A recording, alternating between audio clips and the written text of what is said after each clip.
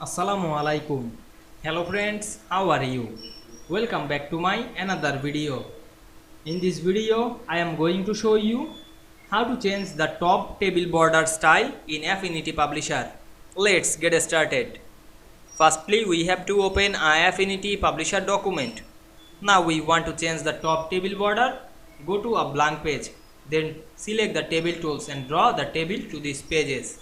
Now we want to change the table border style on the top table. Select this table inside and select the top table.